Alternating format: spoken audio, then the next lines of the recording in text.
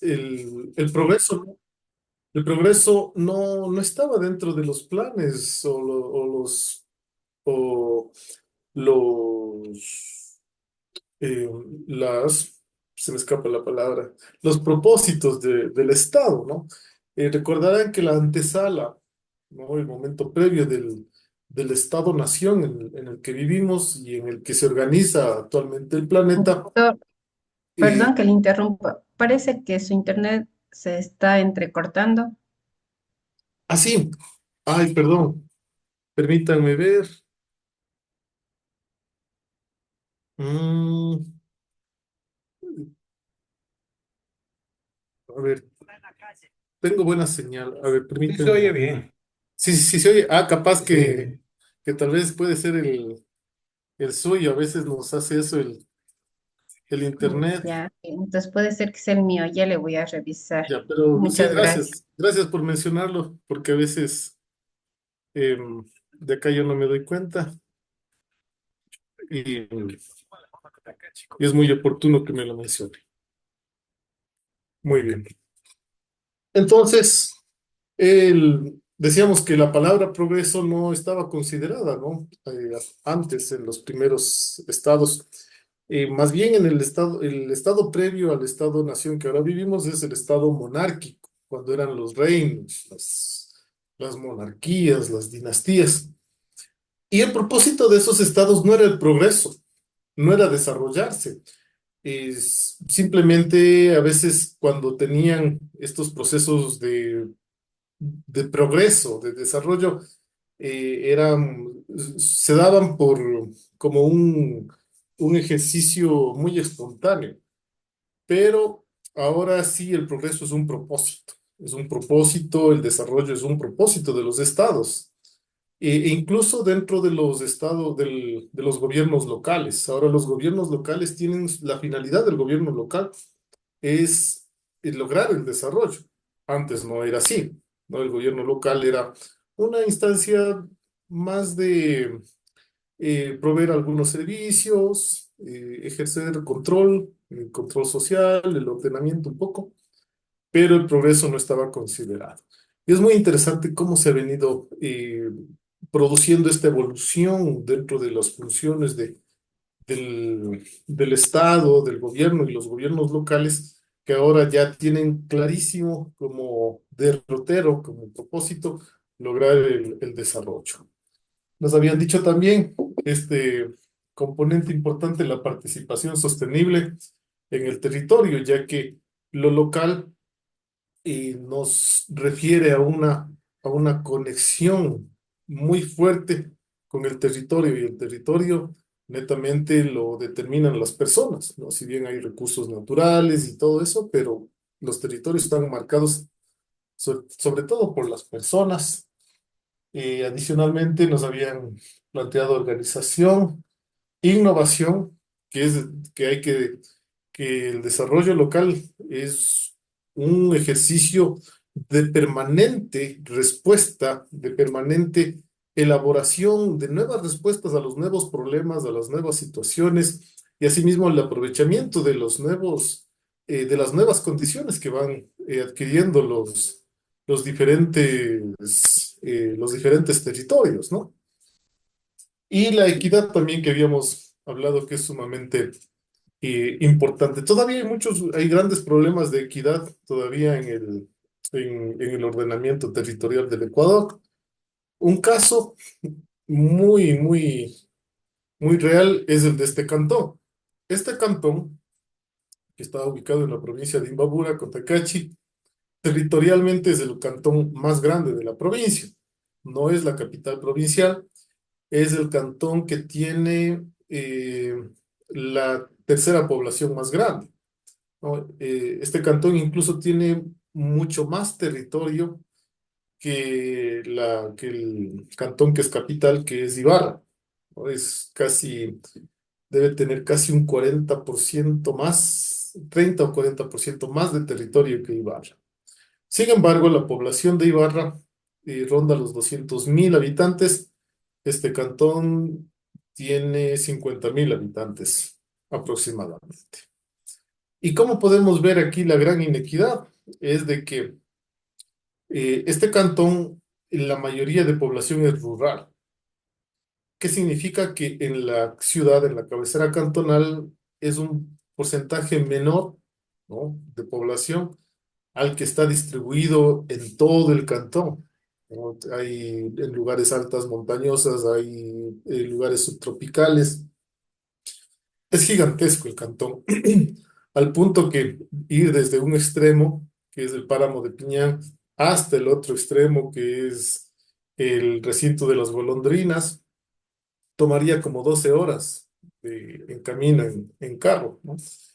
¿Y cuál es el problema? De que a Cotacachi, o por su gran extensión, no le reconoce la normativa, el COTA, para la distribución de recursos, no le reconoce ese componente rural muy fuerte y ese tamaño de territorio. O sea, imagínense poder atender las necesidades de golondrinas que está a 7 horas de aquí y de otras poblaciones que están a 3 a 4 horas con caminos terribles.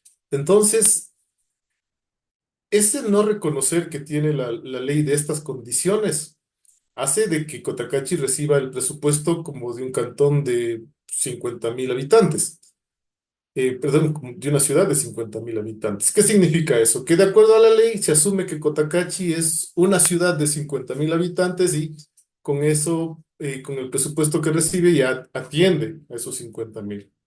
Pero la realidad es totalmente contraria. Cotacachi es una pequeña ciudad con alrededor de 7.000 habitantes y el resto de 40.000 y más habitantes está distribuido en zonas rurales. ¿Qué implica eso? Que le sea súper difícil atender a toda la población, que le sea súper complicado poder atender necesidades que están a 4, 5, 7 horas, ¿no?, de distancia en carro. En cambio, ciudades como la vecina Otavalo, que tiene como 100.000 habitantes, recibe prácticamente el doble de presupuesto y su territorio, el territorio que debe atender, es prácticamente el 30% de este cantón. Entonces, como vemos aquí, con quién se comete la gran inequidad, con la población rural. Y así hay muchos cantones en el Ecuador que tienen esta profunda inequidad. Cantones muy grandes, poca población, pero una población súper dispersa. Por ejemplo, ustedes deben saber, he escuchado en la Amazonía, ¿no?, que hay cantones, que hay comunidades que quedan a varias horas en canoa, o sea, ni siquiera en carro, en canoa. Eso implica que asumo que ya en la noche es imposible avanzar hacia allá. Entonces, temas como ese hay muchos todavía en nuestro ordenamiento jurídico de gobiernos locales, en nuestro en nuestra división política, administrativa. Hay muchos de esos, ¿no? Por ejemplo, en el Carchi hay un cantón cuyo nombre es Huaca. Es diminuto. Su población es de 10.000 habitantes. Y Huaca sería casi del tamaño de una parroquia de cualquier cantón del país. Y obviamente las condiciones que ellos tienen para atender a su población es muy diferente de lugares como este, ¿no? Entonces, sí, este tema, equidad, todavía en las condiciones que el Estado nos plantea para los territorios, todavía es un tema que está en deuda, sobre todo por los territorios rurales, porque no se considera que en territorios rurales las necesidades básicas están todavía enteritas de ser satisfechas, no se considera la vialidad, no hay lugares donde las carreteras son terribles, acá por ejemplo hay una comunidad, su nombre es Piñán, que toma más o menos 3 horas llegar hasta allá. Sin embargo, en invierno no se puede llegar, porque como en el páramo las condiciones, la humedad, la lluvia, las precipitaciones son tan fuertes y la carretera tiene tan mal estado que no se puede entrar. En verano se puede entrar en un 4x4, ya, pero en invierno es imposible. Entonces, sobre todo la deuda con lo rural, ¿no? Sobre todo para el desarrollo rural es súper, lo tiene mucho más difícil, ¿no? En nuestro país. Y pese a que se hicieron bastante, hubo un proceso bastante bueno, bastante eh, intenso de análisis para elaborar el COTAD, para intentar resolver todas estas inequidades. Muchas se resolvieron. En las clases más adelante vamos a ver cómo se resolvieron, muchas se resolvieron de una manera muy efectiva. Sin embargo, hay muchas que quedan pendientes, como lo rural. Vamos a coger un par de criterios más y de ahí ya, ya pasamos a hacerles la presentación. ¿Alguien más que nos quiera compartir algo que le parece que nos está faltando acá, que podría ser eh, valioso que lo podamos también considerar? Doctor, no sé si sea también válido acotar que el tema del desarrollo local está ligado eh, en la desconcentración y en la descentralización que obviamente el gobierno central garantice para que los gobiernos locales o seccionales cumplan con el objetivo del desarrollo local. Sí, totalmente, muy oportuno. Y desconcentración, centración.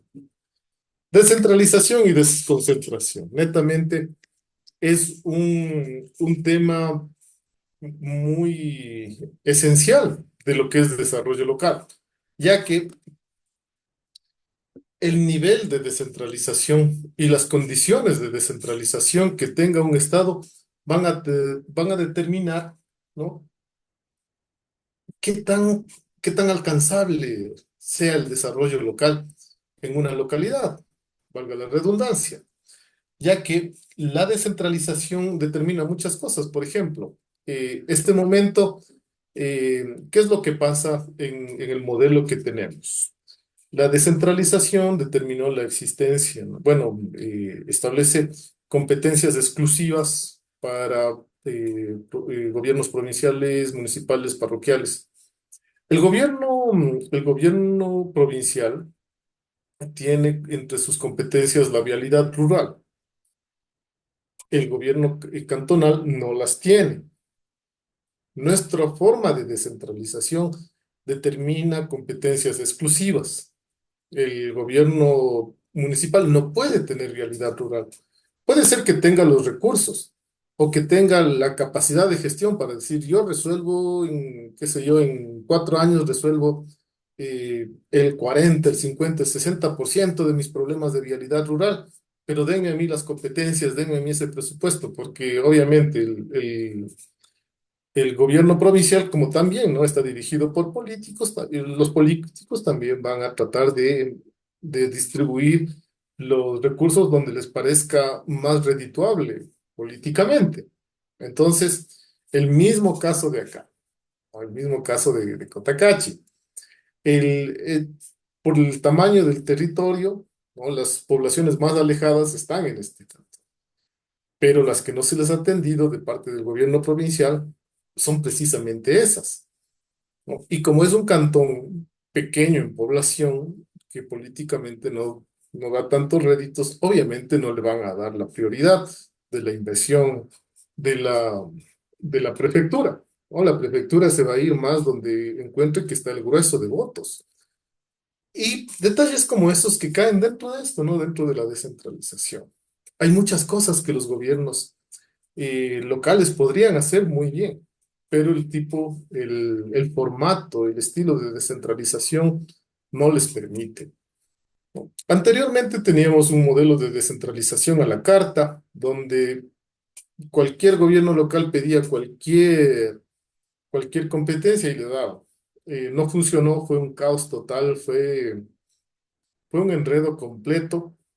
Muchos se duplicaban competencias, fue totalmente ineficiente. El modelo actual que tenemos de descentralización es mucho mejor, ha funcionado mejor.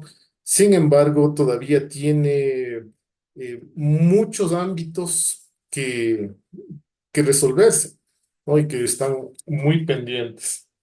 Desconcentración, en cambio, es cuando el gobierno central eh, busca que sus instancias estén más cerca de la población, desconcentrándose en oficinas, ¿no? Más pequeñas que estén más cerca, ya sea a nivel provincial, a nivel municipal, cantonal o parroquial, ¿no? Es el caso de en educación pasó así, ¿no? Antes teníamos las direcciones de educación, que era la Dirección Provincial de Educación, y cualquier trámite en temas educativos había que ir a la capital de la provincia, a la dirección provincial. Luego se desconcentró, ya había los distritos, los circuitos, ¿no? Las zonas. Entonces, en lugar de ir a tramitar algún tema de la escuela o, o de la secundaria de los estudiantes en la capital, ya se lo tenía ya en el propio en la propia ciudad, ¿no? Porque ya con los distritos de educación, así mismo pasó con salud, hubo un proceso de desconcentración. Eh, bastante bueno, obviamente, muchas deudas pendientes, pero mejor que lo que había. Sí, hay que ser realistas en esa parte. Mónica,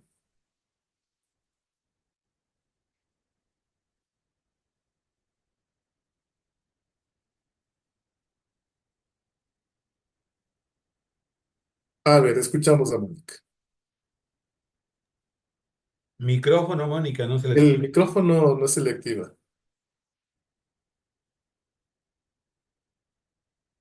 No, No, no, no. Algo pasa que no le escuchamos. Si bien se le ve que está activado, pero no logra escucharse. Ahí parece que va a conectar. Ah, bueno, escuchamos Que haga el entonces. lenguaje de señas de la Mónica. Eso, ahí para nosotros aprender también un poquito. Entonces, listo, resuelve el tema del audio y con gusto le escuchamos. Entonces, un proceso de desconcentración, obviamente en todo en todo este nuevo sistema que se implementó, ¿no? De descentralización, desconcentración, como el régimen que hizo todo esto era un régimen que estaba convencido de un Estado fuerte, un Estado grande, un Estado enorme, gigante. Obviamente se llevó el gran paquete de competencias, se los llevó el Estado central y un paquete mínimo lo dejó para los gobiernos locales. También considerando un poco, ¿no? Que había muchos gobiernos locales que todavía no estaban en la capacidad de recibir ciertas competencias, porque recordaremos algunos, ¿no? Más o menos en los 2000 años 2000 los primeros años de este milenio, había tal desorden, ¿no? Dentro de las instituciones de gobierno provincial, municipal, había tal desorden que había unas que no estaban preparadas todavía para ejercer algunas competencias elementales. Entonces, también considerando eso, hicieron que el gran paquete de competencias se quedara en el gobierno central. Ahora ya todos los gobiernos locales ya tendrían esa capacidad de asumir más competencias, pero tampoco se ve que haya algún interés de poder transferirles nuevas competencias, sino que estarían ahí con los que tienen en este momento. Muy bien, uno más, un criterio más de alguien que quiera compartir.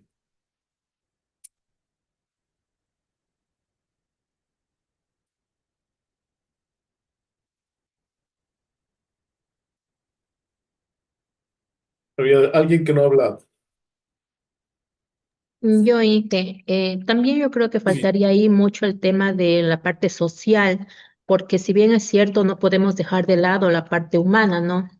Entendiéndose eso como atención a grupos obviamente, de atención prioritaria, mujeres, jóvenes, entonces me parece que son un elemento importante también para el desarrollo local.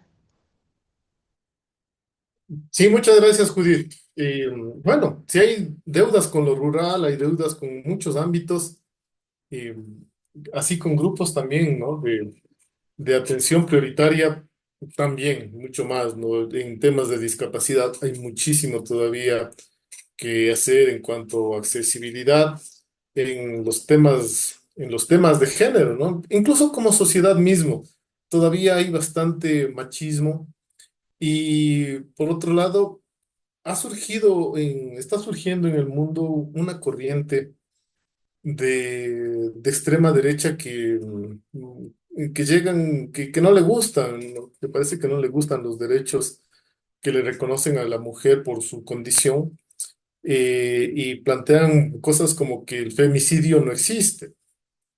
Y, y bueno, con eso ya podemos tener un poquito la idea de cuál es, ¿no? La esencia de este pensamiento. Y en el tema de género, sí, hay mucho, mucho todavía que hacer. Todavía las mujeres son los niveles de violencia contra la mujer son súper elevados, las víctimas, ¿no? De violencia de pareja en cuanto a pérdidas de vida y muchos otros casos terribles que hemos visto, son con mujeres, ¿no? Hace unos años en, acá en Ibarra hubo un caso estremecedor en el cual delante de la gente y de la propia policía, la pareja de una mujer embarazada la apuñaló, ¿no? Delante de todos. Fueron unas cosas sumamente terribles. Entonces, hay mucho de eso todavía en el Ecuador. Las cifras que tenemos son súper altas. Y también por eso, esa es una de las razones por las cuales el tema género todavía sigue con mucha tendencia, ¿no?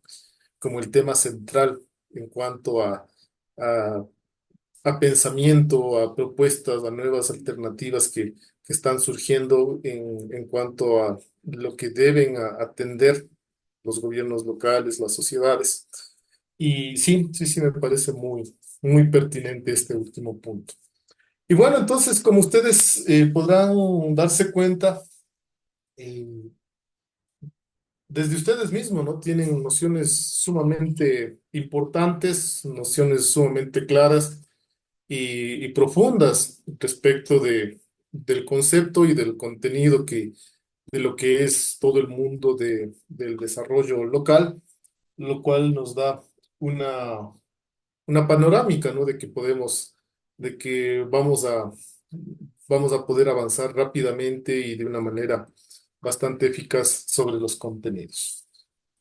Más o menos, un poco ya para cerrar esta parte, es em, la importancia del desarrollo local. El desarrollo local es tan crucial que tenemos ejemplos en nuestro país. Tenemos ciudades, tenemos unas ciudades que son muy top en el sentido de que la calidad de vida es muy buena, es muy alta, ¿no? En muchos lugares de Guayaquil, en muchos lugares de Quito, se puede vivir como en Estados Unidos, ¿no? Como en primer mundo, hay todos los servicios, hay una seguridad total, hay, hay las condiciones del primer mundo. Pero también en muchos cantones, que se supone que todos Doctor, estamos, Mónica, ahora sí, perdón, antes de avanzar, quería hacer un comentario.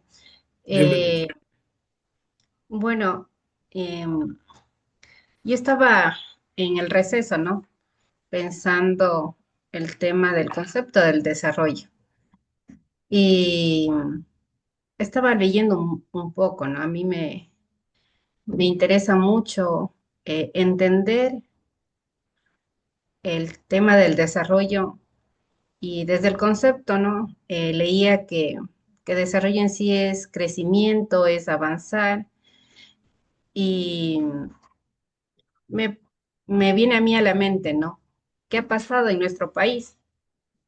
Entonces, buscando un poco de información, estaba leyendo que, o sea, el desarrollo, si bien hoy lo visualizamos desde muchas aristas, ¿no? Como las que se acaban de hacer mención, en sí los pueblos tienen un inicio, ¿no? Un inicio con una forma de vida, ¿ya?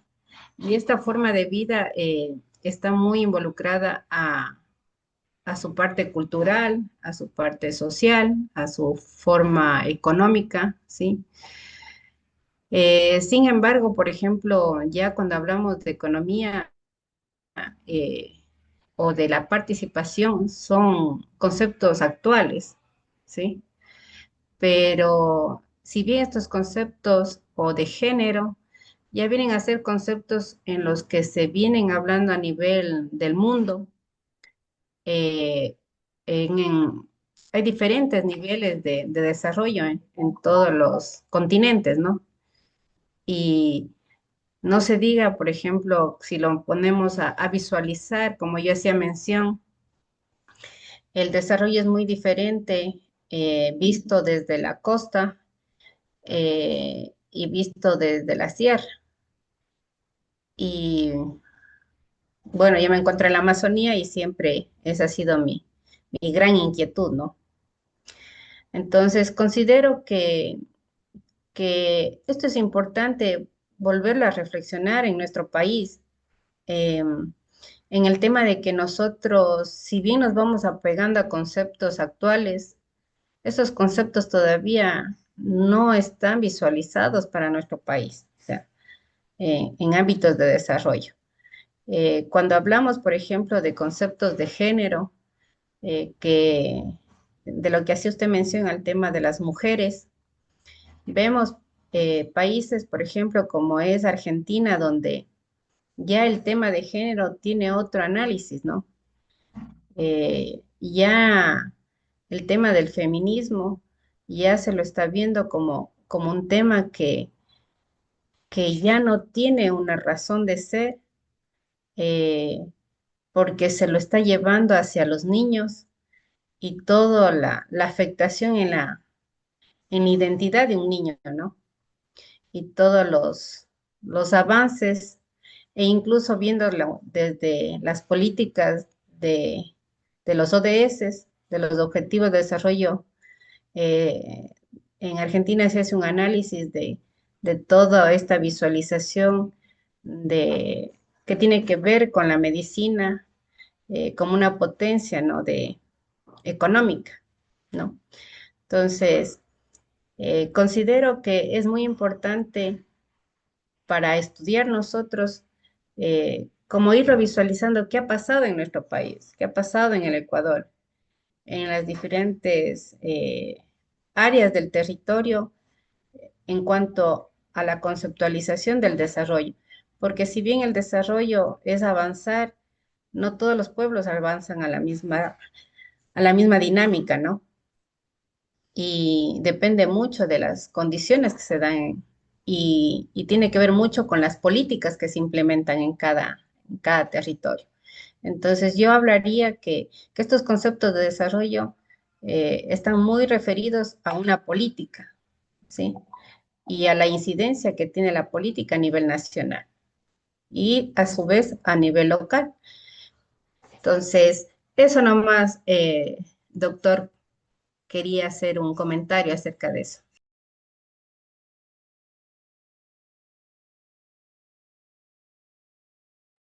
Gracias, muy pertinente el comentario. Y aquí encontrábamos tres elementos importantes dentro de lo que nos compartía Mónica. Por un lado, niveles, ¿no? En los niveles en el sentido de que en un caso, actualmente todo el tema género está entrando con bastante fuerza en comunidades indígenas. Sabemos de que dentro de comunidades indígenas las relaciones hombre-mujer, en pareja, en familia, son muy equitativas. Entonces, en el afán de reconstruir, ¿no? a la mujer, su pensamiento para que ella de una manera autónoma también empiece a ejercer acciones para cuidarse, para defenderse, para reclamar, para hacer valer, ¿no? sus derechos, sus deseos. Hace que muchas de estas mujeres indígenas empiecen a incorporar el- elementos filosóficos de, que provienen de género, que obviamente no provienen de su propia cultura, sino que provienen de culturas externas, ¿no? Provienen de Europa, provienen de Estados Unidos. Entonces, ¿qué es lo que pasa? Se estarían indirectamente desplazando muchos elementos valiosos, importantes de su propia identidad para que ellas acojan elementos de otra identidad. No me refiero a identidad de género, sino que pensamiento de el qué es ser mujer. Porque una cosa es ser una mujer europea, una mujer mestiza, y otra cosa es ser una mujer indígena. Porque la mujer indígena, obviamente, por su cultura también tiene varios factores, ¿no? de su cultura que le determinan y que en esta nueva construcción que está haciendo la mujer de su propia identidad no se estarían tomando en cuenta. Entonces, ahí vemos cómo incluso esto que tiene todo un propósito bueno, positivo, ¿no? Que es empoderar a la mujer indígena, no es tan fácil en el sentido de que lo correcto no es coger y aplicar directo, ¿no? La receta, sino que lo más adecuado que sería ir construyendo, ya sea teoría o elementos de género, pero desde la propia comunidad. Entonces, vamos viendo que hilando un poquito más fino este tema de desarrollo ya nos va determinando nuevos desafíos. Ya vemos que las localidades tienen unas particularidades muy, eh, muy específicas, ¿no? Entonces, si bien a muchas mujeres indígenas les está siendo muy útil todo eso, porque empiezan a salir de una mentalidad en la cual el hombre podía ejercer, o sea, yo estoy hablando a nivel de las comunidades de acá, de Cotacachi, que es lo que yo conozco. Muchas mujeres están saliendo, ¿no? De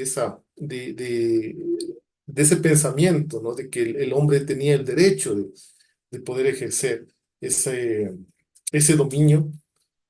Sin embargo, el, la teoría que están recibiendo sí requeriría, ¿no? Requeriría este tratamiento adicional para poder considerar todos los elementos identitarios de la mujer. Eso en cuanto a niveles, en cuanto a perspectivas, ¿no? También lo que mencionaba Mónica, en la costa y en la sierra el desarrollo es algo diferente. En la costa,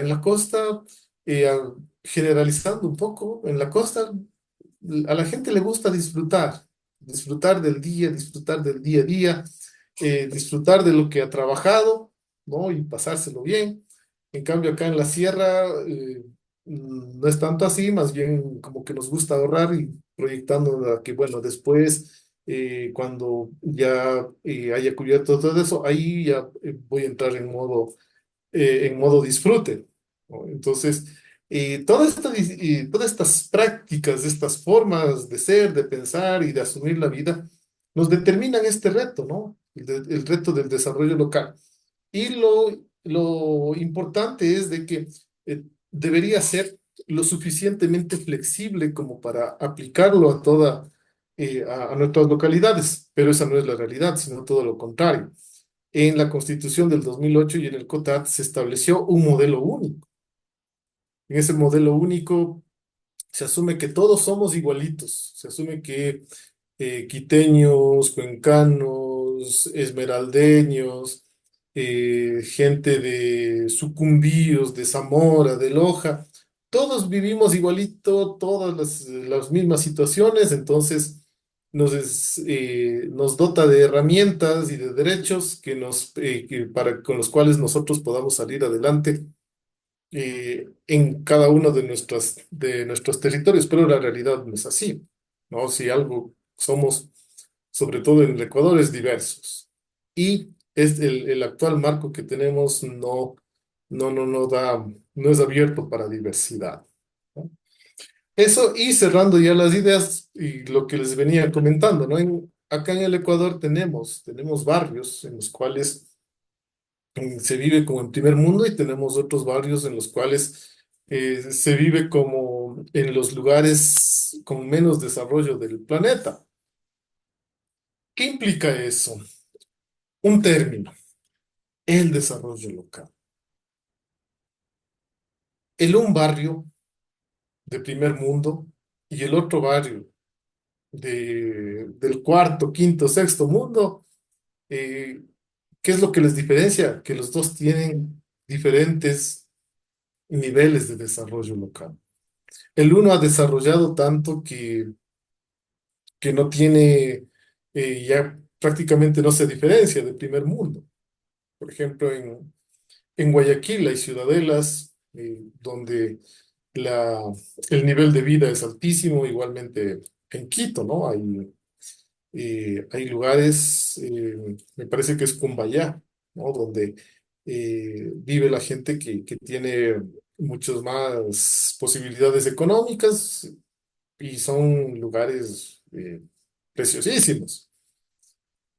Entonces, como vemos, ¿no?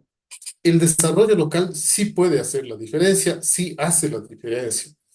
Porque Cuenca es lo que es, ¿no? Ahorita Cuenca es un referente de desarrollo, de orden, de seguridad, de buena administración.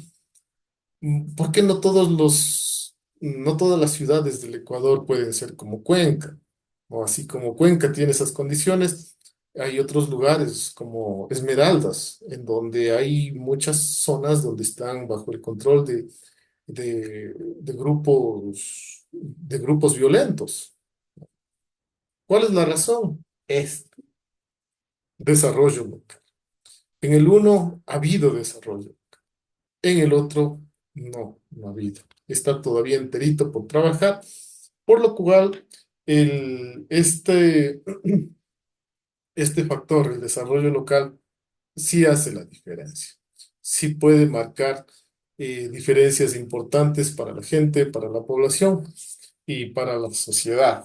Entonces, ahí la importancia de este concepto y más que el concepto de todo el contenido que este engloba. Muy bien, ahora les voy a compartir una presentación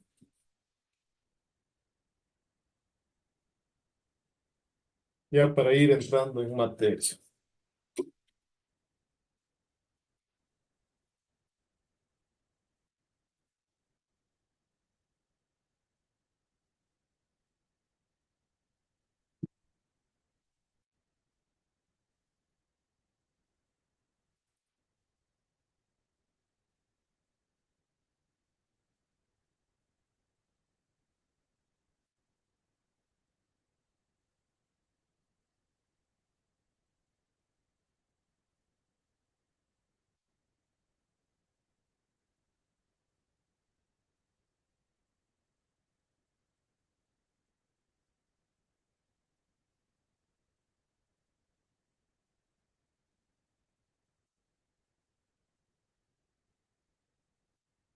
A ver, un momento, me esperan, no me aparece.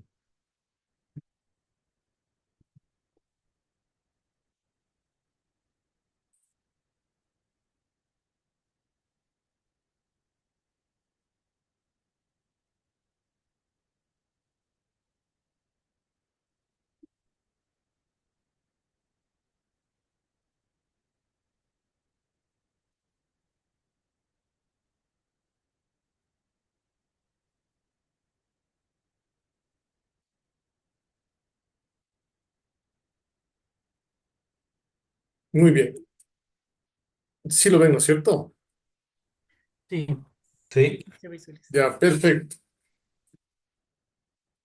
Vamos a hablar sobre el municipio, vamos a empezar hablando sobre el municipio, porque dentro de los agentes, los actores del desarrollo local, el municipio es el que tiene eh, mayor trascendencia, mayor acogida y sobre todo por lo que es al que mayor cantidad de competencias se le ha atribuido ya históricamente, no solamente desde esta última constitución, sino que históricamente el municipio ha sido esa entidad que ha desarrollado o ha tenido la mayor capacidad de cercanía y de respuesta con sus territorios. Entonces, es un actor esencial y es importante que de entrada tengamos algunos criterios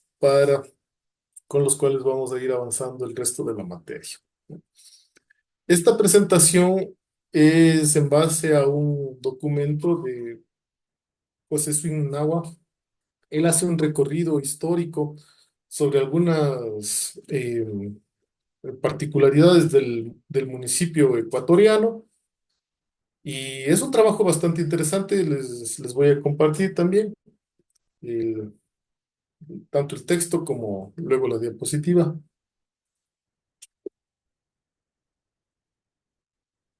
Y ya empezamos. El municipio ecuatoriano, la historia, las opciones presentes y futuras.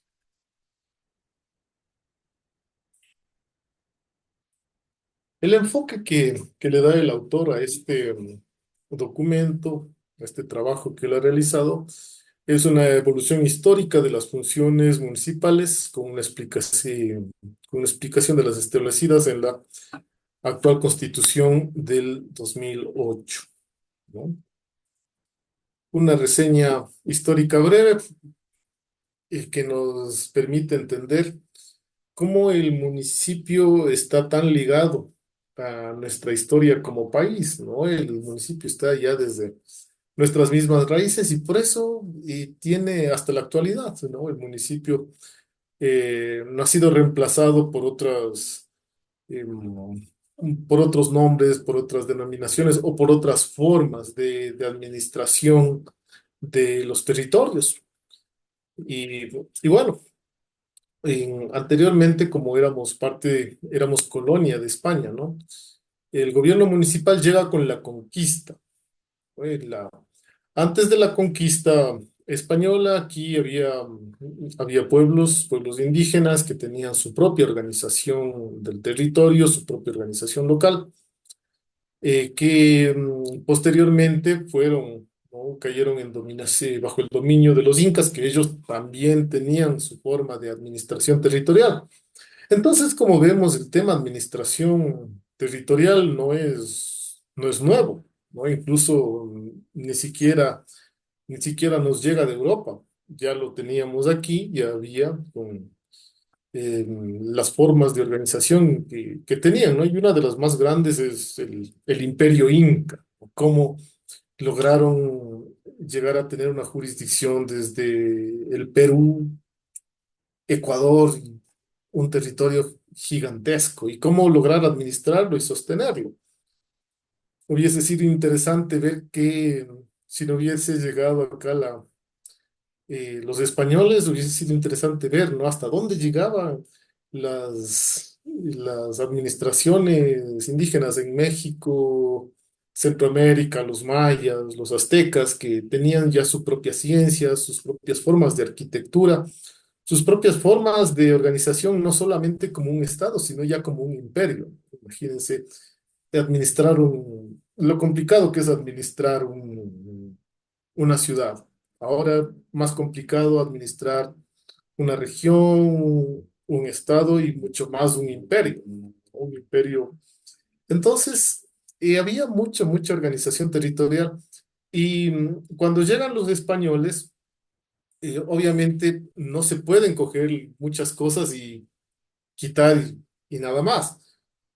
Para que puedan tener acogida en la sociedad, los, las nuevas estructuras de gobierno y de administración española obviamente también tenían que conectarse, ¿no? Con las que ya venían, porque las sociedades son de costumbres y a veces cuando se les quiere implementar nuevas costumbres, simplemente si la sociedad no lo desea o no se identifica con eso o las nuevas estructuras que se tratan de implementar no llegan a conectar con la gente, simplemente la gente no les da valor y fracasa.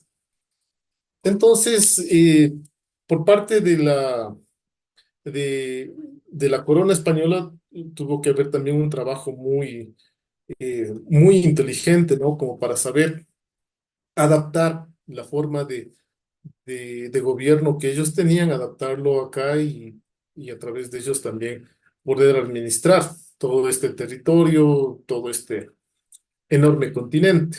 Entonces, esta forma de administración que tenemos, los municipios, viene con la corona española acá al continente.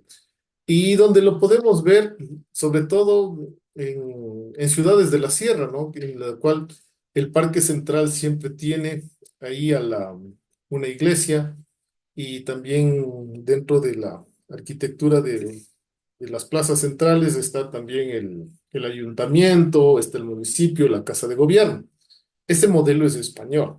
Así se manejaba en España y por eso ese mismo formato lo tenemos en muchas de nuestras ciudades acá en la sierra, ¿no? Ciudades que tienen más de 100 años, tienen 200, 300 años, tienen ese modelo, ¿no? Por ejemplo, en Quito, ¿no? Bueno, que ahí es la sede del gobierno. Ahí tenemos, ¿no? En la plaza grande tenemos en un lado, tenemos Carondelet, en el otro lado tenemos asimismo una iglesia.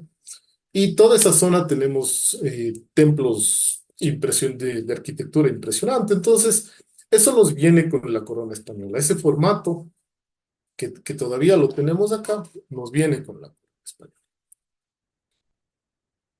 ¿Cómo llega acá? Bajo los denominados cabildos. No se llamaban municipios, sino que los llamaban cabildos, que era esta forma de organización, esta forma de gobierno de las localidades con una ciudad central, ¿no? Que hacía de matriz del gobierno y a la cual iban conectadas, ¿no? Toda una constelación de otras pequeñas poblaciones que estaban en su entorno. Hoy en España, este modelo de administración ya no se llama cabildo, sino se llama ayuntamiento, ¿no? Tal vez ustedes hayan escuchado, se llama ayuntamiento. Y acá más bien los cabildos han quedado para las comunidades, ¿no? Cabildo se les llama a la organización de gobierno de la comunidad. Muy bien, entonces con ese modelo de administración de territorios, eh, una vez que ya en las dos primeras décadas de 1800 ya se logra, ¿no? Toda esta serie de independencias de toda la región, ahí ya se establece, al menos donde nosotros vivimos, lo que es la Gran Colombia, ¿no? Éramos la República de Colombia, este gran territorio que Bolívar soñó que sea una gran potencia del mundo que le haga competencia a a las otras potencias. Entonces, obviamente, como la República de Colombia, esta gran Colombia, ya se constituye como una república, también tiene que tener ya su división territorial, también tiene que tener sus formas de administración, ¿no? Y es así que con la ley de división territorial de la República de Colombia, expedido por el Senado y por la Cámara de Representantes de Colombia, Ecuador queda establecido como el Departamento del Sur. Esta figura del departamento, como vendría a ser casi como una provincia. Este departamento todavía se lo denomina en Colombia. En Colombia los departamentos vienen a ser prácticamente como las provincias aquí en el Ecuador, ¿no? En la primera provincia con la cual tenemos acá al norte eh, conexión en Colombia es Nariño, pero no se llama provincia de Nariño, se llama departamento Entonces, el departamento de Nariño, del Valle del Cauca, donde está Cali, y así otros departamentos, ¿no? Que sí son más grandes que nuestras provincias, y eso todavía permanece. El Ecuador era un departamento, el departamento, y él estaba compuesto por, a su vez, por tres departamentos, ¿no? El de Quito, el de Guayaquil y el de Cuenca. Y estaba compuesto el Ecuador por 8 provincias y 27 cantones. Como ustedes pueden ver, ¿no? En la nomenclatura ya teníamos provincias, ya teníamos cantones. Lo que no teníamos era el nivel de estado, que era como el departamento, ¿no? Que vendría a ser como del tamaño de un estado. Hay otros países que tienen otra forma de organización, como lo es los estados federados, ¿no? Un caso es Estados Unidos, un caso es México, que está compuesto por varios estados, ¿no? Estados Unidos tiene 50 estados, California, Texas, Phoenix, Alabama, que son estados que tienen bastante autonomía, tienen mucha autonomía. Cada estado tiene su propio Congreso, tiene sus propias leyes. Sin embargo, a todos los cubre una sola constitución, ¿no? De este gran país que es Estados Unidos y que es del porte del tamaño de un continente. Estados Unidos es gigantesco. Muy bien, Ecuador, un nuevo estado en 1830, una vez que se logra ya la independencia, la Asamblea Constituyente de Riobamba, con representantes de las 8 provincias que tenía, que estaba compuesto ese entonces el Ecuador. En Riobamba, algunos de ustedes que viven o que son de allá, no darán fe de ello. En Riobamba causa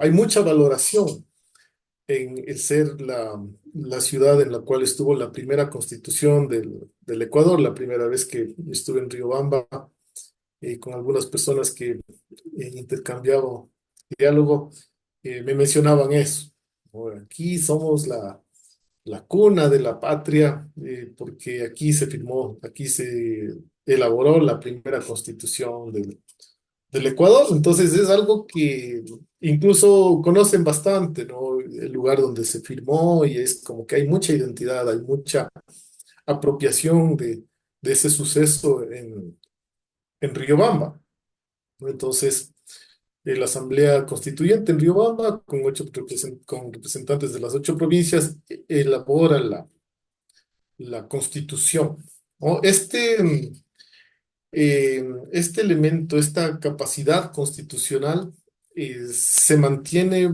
por ejemplo, actualmente también en el régimen de gobiernos autónomos descentralizados, ya que los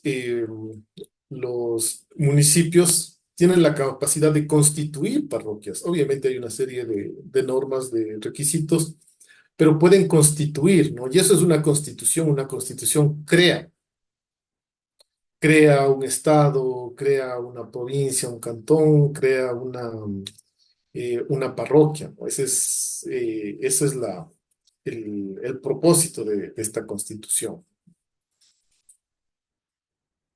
Muy bien, y nuestro país toma el nombre de Ecuador, ¿no?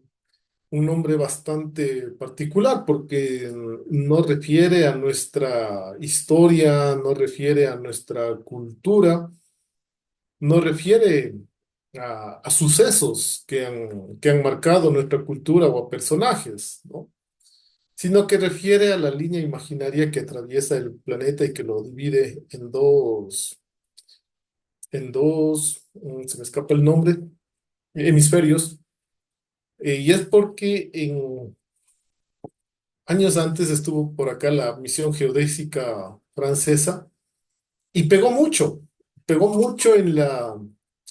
en las élites políticas, ¿no? De ese tiempo. Pegó mucho el ver que estos científicos connotados de nivel mundial llegaran acá a nuestro país que estaba recién tratando de ordenarse, ¿no? Y que llegaran y que hicieran las mediciones y que le dieran ese gran reconocimiento, ¿no? De que aquí está la mitad del mundo y eso impactó mucho. Por tanto, ya cuando se constituye el Ecuador, eh, optan por ponerle ese nombre, Ecuador, el nombre de la línea imaginaria, ¿no? ¿Y por qué no lo pusieron Quito? ¿Por qué no le pusieron Cuenca, Guayaquil o Nueva España o algo así, ¿no? Porque, bueno, los liderazgos difícilmente ceden liderazgos, ¿no? Y Quito, Guayaquil y Cuenca ejercían liderazgos muy fuertes. Y obviamente que los guayaquileños no iban a estar contentos que el país se llame Quito. Asimismo, los quiteños no iban a estar contentos que el país se llame Cuenca, porque cada uno asumía que su territorio tenía todas las condiciones para ser el centro y darle el nombre al país. Entonces, para resolver ese desencuentro, optaron por ponerle Ecuador. Entonces, en muchos países, eh, el nombre Ecuador es conocido, pero no por el país, sino por la línea imaginaria. En muchos países muy grandes, es, en Estados Unidos que se conoce un poco más, hay un desconocimiento de la geografía mundial enorme, ¿no? Por ejemplo, si bien nosotros conocemos la mayoría de los países del mundo, sus nombres, dónde se encuentran, eh, por ejemplo, si yo les digo Indonesia, o sea, no sabemos dónde está exacto en el mapa, pero ya nos da una idea de dónde puede estar, ¿no es cierto?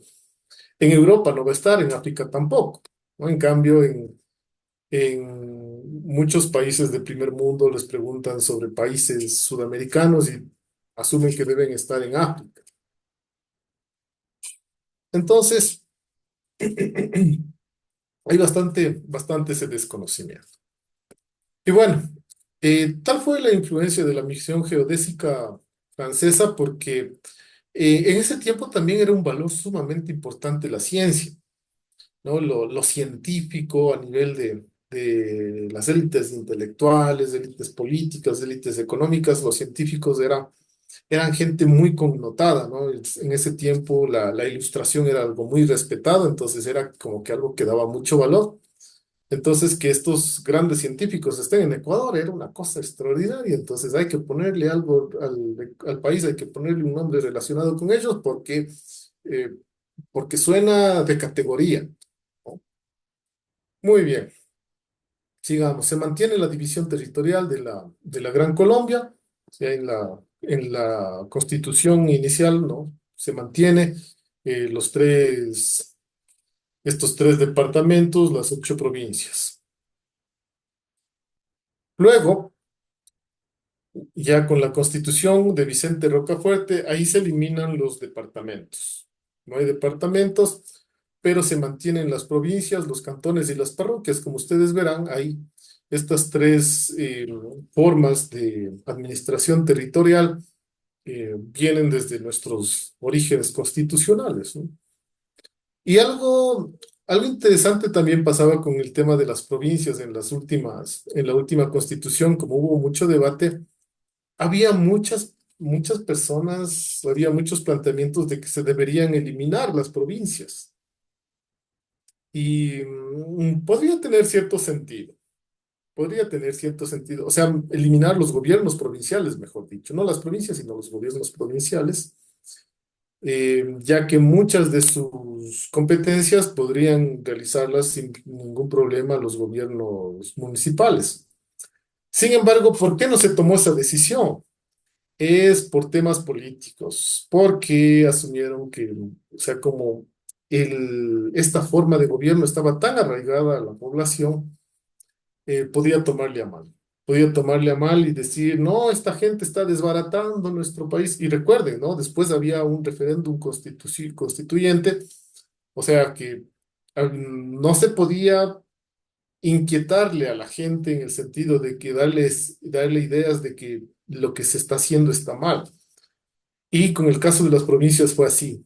Dijeron, nos estamos jugando demasiado porque puede ser de que la gente sienta que le estamos quitando algo importante de ellos, ¿no? Imagínense, hay algunos lugares donde la provincia es muy marcada, ¿no? En el Carchi, por ejemplo, el carchense se siente primero carchense, luego se siente tulcaneño, bolivarense, lo que sea. Entonces es muy arraigado. Aquí en Imbabura el tema provincial no es tan fuerte, ¿no? Primero se siente ibarreño, luego se siente, bueno, primero ecuatoriano, luego ibarreño, luego se siente imbabureño. Asumo que por donde ustedes viven puede ser también de que la provincia sea el elemento de identidad muy fuerte, en otros no. ¿No? Incluso en el Carchi hay un dicho que les marca mucho y que les gusta, ¿no? Les gusta mencionar que es con el Carchi no se juega. Es por un suceso histórico que ellos tuvieron en épocas de Velasco Ibarra, un levantamiento masivo que hubo por allá, que estuvieron también involucradas mujeres, donde se demostró la, el coraje que tiene el carchense, ¿no? Y desde ahí quedó con el Carchi no se juega, porque ese era como el eslogan, ¿no? La frase que marcó toda esa gesta. Y el carchense se siente primero carchense antes que tulcaneño o ¿cómo es otro cantón de allá? O de Espejo o de otro cantón de por ahí, ¿no? Entonces, en la constituyente del 2008 no quisieron jugarse porque dijeron, puede haber mucha gente que como tiene este apego, este arraigo con la provincia, puede decir, no, mi provincia no me la quitan y por tanto yo voy a votar en contra de esa constitución que está desbaratando el país.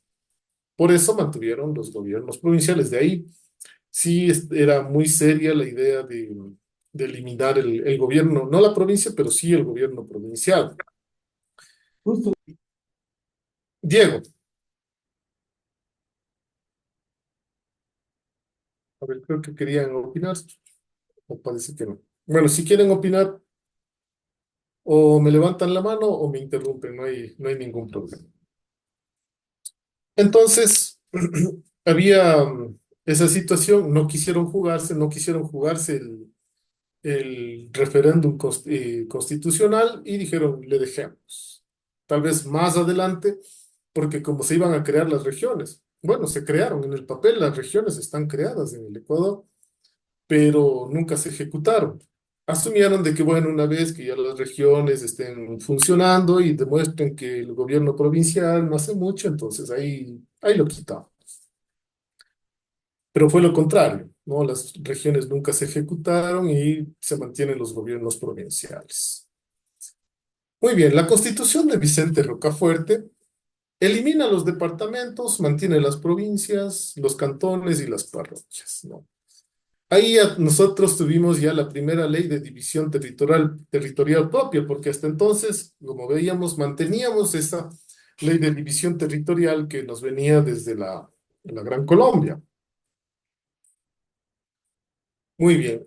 Y esta división territorial se mantiene hasta la actualidad. Todas las constituciones que hemos tenido, ninguna se ha atrevido a cambiar.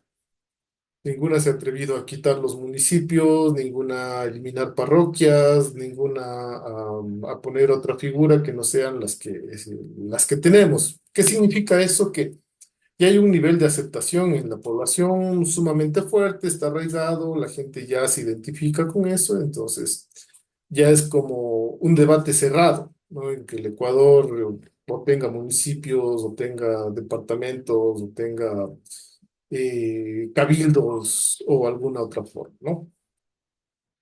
Y como les decía, la Constitución del 2008 incorpora la región autónoma. Dentro de los gobiernos autónomos descentralizados se establece la creación de regiones. Y eso también era un lío, porque, bueno, dentro de una región se iba a componer de provincias. Entonces, obviamente, cada provincia iba a querer que la capital regional esté en su provincia, ¿no? Que las instituciones estén en su provincia. Y cada provincia tiene sus liderazgos políticos. Entonces, obviamente, los de la una provincia van a decir, van a querer de que los beneficios de tener un gobierno, de tener la sede de un gobierno regional estén en su provincia. Los otros grupos políticos van a querer lo mismo en su provincia. ¿Por qué? Porque hay instituciones. Entonces, las instituciones reciben recursos económicos, pueden dar trabajo, ahí pueden integrar a sus familiares, a sus amigos. O sea, son súper valiosas para los políticos las instituciones.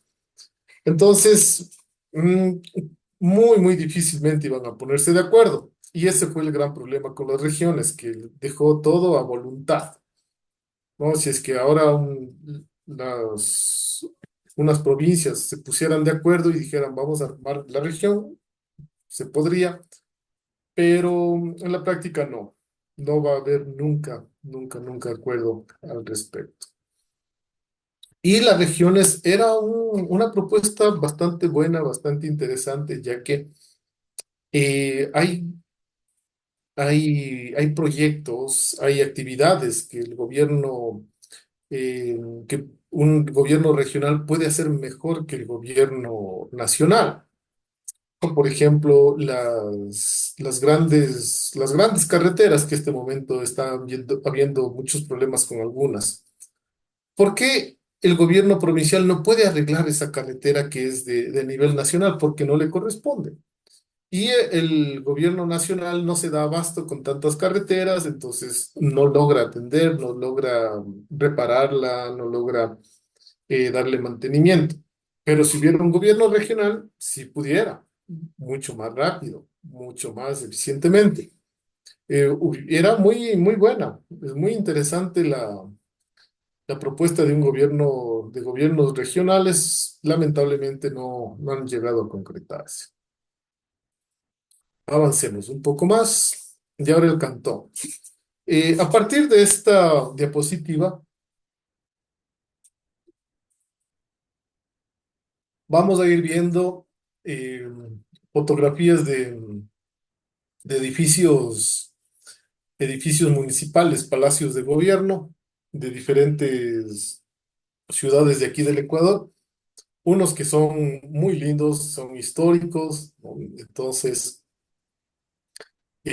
capaz que muchos de ustedes ya lo reconocen. De Este Guayaquil. edificio, Guayaquil, ¿no? Guayaquil es una preciosura, que muchos de ustedes son arquitectos, ingenieros civiles, ¿no? Entonces, realmente es un palacio muy bello el edificio del municipio de Guayaquil. Aunque León Febres Cordero le hizo una restauración porque realmente estaba bastante venido a menos, bastante estropeado, bastante descuidado el edificio del municipio de Guayaquil, pero luego de eso quedó impecable, es lindísimo. Y junto a ello también está la gobernación, también que tiene un edificio patrimonial muy lindo, ¿no? Es como un palacio. Muy bien. El cantón, quién me ayuda leyendo toda la diapositiva, por favor? El cantón, constante en todas las constituciones. Cada cantón constituye un municipio. 1861. Se reconocen los municipios provinciales, cantonales y parroquiales. 1869. Municipios presididos por jefes políticos. 1906. Independencia municipal y funciones privativas. 1946. Reconoce un consejo cantonal elegido por voto popular en las capitales de provincia. Preside un alcalde con voto dirimente. Y 1966, primera ley de régimen municipal, rigió los municipios por cerca de 40 años. Muy bien, muchas gracias. El cantón, ¿no? Es la entidad territorial por excelencia acá en el Ecuador. Como vemos, como nos leía su compañero, ¿no? Indica que es constante en todas las constituciones. Todas las constituciones reconocen esta división territorial, esta forma de división territorial, el cantón, ¿no? Y cada cantón se constituye con un municipio. Esta denominación, en 1861, no recuerdo exactamente cuál era el presidente, pero más o menos es en la época de García Moreno, ¿no? García Moreno tuvo varios periodos no continuos, y entonces más o menos por esa época. Y García Moreno, un gestor, un administrador impresionante, un gestor formidable, fue quien dio inicio al ferrocarril, ¿no? Y, y también un político muy, muy agudo. Entonces, en la Constitución de 1861 se reconocen los municipios no solo cantonales, sino que se los reconoce como una institución para el nivel de gobierno provincial, para el nivel de gobierno cantonal y para el nivel de gobierno parroquial. Ahora las parroquias se llaman juntas parroquiales, pero en ese entonces eran municipios, tenían esa denominación. Muy bien, ahora 8 años después, los municipios son presididos por jefes políticos. Los municipios tenían esta característica de que eran como una extensión del Ejecutivo. No nacen como entidades autónomas, sino eran una ramita del Ejecutivo, y por esa razón eran presididos por jefes políticos, ¿no? Los jefes políticos son puestos por las autoridades superiores, no son de elección popular, y tenían en sus orígenes esta figura, esta condición tenían los municipios. Ya en 1906, em, cuando el liberalismo de Alfaro todavía estaba con poder aquí en el Ecuador, se reconoce la independencia municipal y las funciones privativas.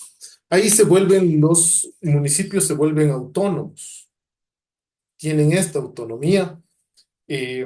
autonomía administrativa, esta autonomía económica, esta autonomía política. Y también ya tienen funciones privativas. ¿Qué quiere decir funciones privativas? Ya tienen funciones muy específicas, funciones muy exclusivas. O sea que lo que ellos hacen ya no hace el gobierno central, sino que son funciones totalmente propias de ese nivel de, de gobierno. Y algo muy interesante pasó estas 2 últimas semanas, ¿no? Con el alcalde de Quito y con el alcalde de Guayaquil. Obviamente, en el juego político que se encuentra el gobierno, la asamblea y los alcaldes, eh, la asamblea quería capitalizar políticamente algunos hechos, algunos sucesos que se han estado dando en Quito, como el corte del agua que se produjo, y en Guayaquil, el, bueno, en Guayaquil no recuerdo cuál era el tema. Entonces, a les llaman para fiscalizarlos dentro de las comisiones que tiene la Asamblea. Sin embargo, y claro, o sea, si ellos iban a las comisiones, iban a ser el blanco de muchos señalamientos de parte de los asambleístas, porque obviamente la mayoría son del partido contrario. Entonces, ni Pavel Muñoz, alcalde de Quito, fue a la asamblea, ni tampoco el alcalde de Guayaquil, que se me escapa el nombre, ustedes A- deben recordarlo. Aquiles Álvarez. Aquiles, ¿no? Eh, Aquiles, que tiene mucha de esa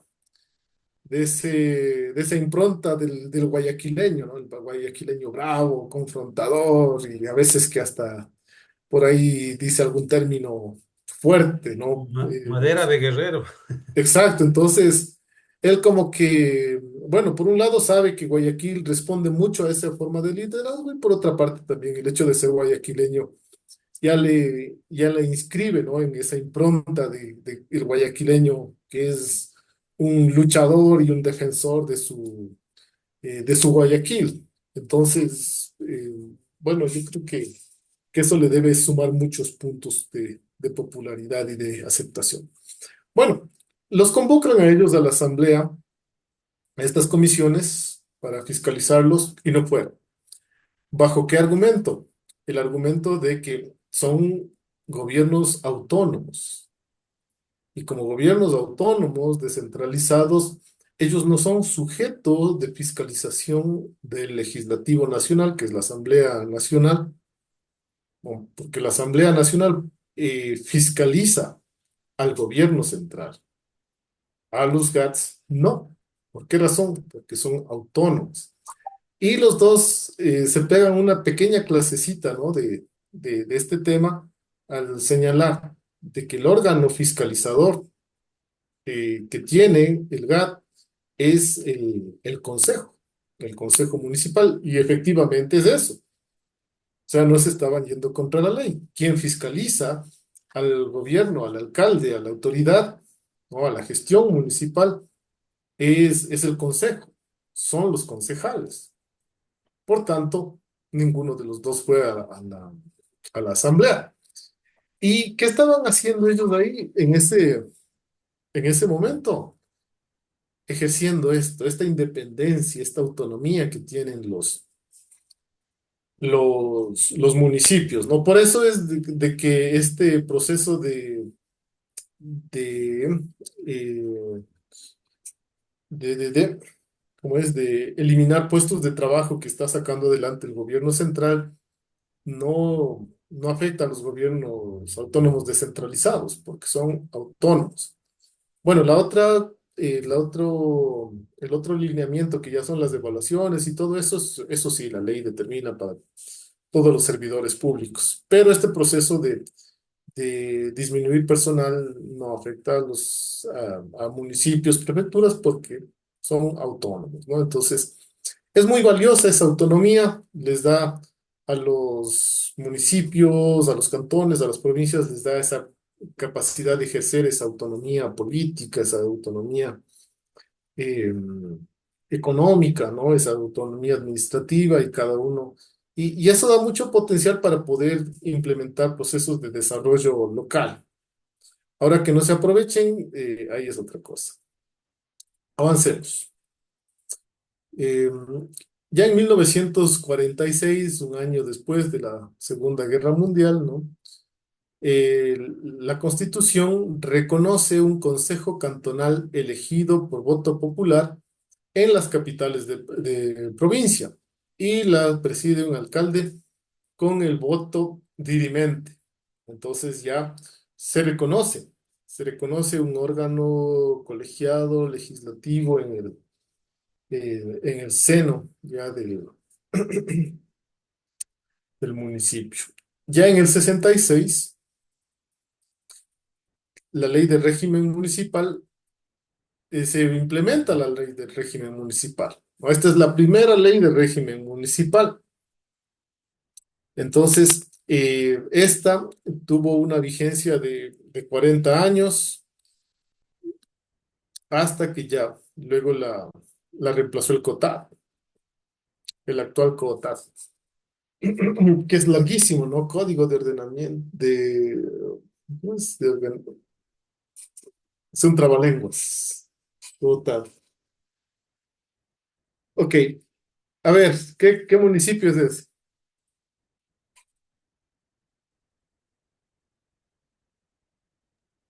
Cuenca. Cuenca. Efectivamente, el municipio de Cuenca, ¿no? Es también otra joya arquitectónica entre las muchas que tiene Cuenca.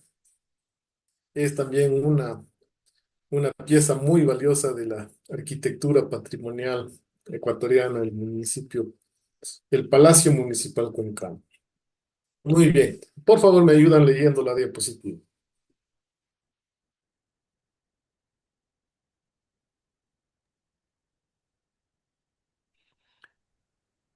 El Cantón. 1979. Retorno al régimen democrático. Aprobada en referéndum, mantiene como gobierno seccional provincias, cantones y parroquias. El gobierno cantonal a cargo del Consejo Municipal, elegido por voto popular. Diversas denominaciones: régimen administrativo interior, régimen y administración interior, régimen seccional autónomo y gobiernos seccionales autónomos. Muy bien, muchas gracias. No, aquí ya vamos ya a las varias denominaciones que se han utilizado. Por ejemplo, actualmente todavía se utiliza, ¿no?, los gobiernos seccionales. Gobiernos seccionales era un término que se lo utilizaba con la legislación anterior. Sin embargo, es un término válido, porque obviamente hace referencia a algo que todavía existe, ¿no? Entonces, no está mal usarlo. 1979,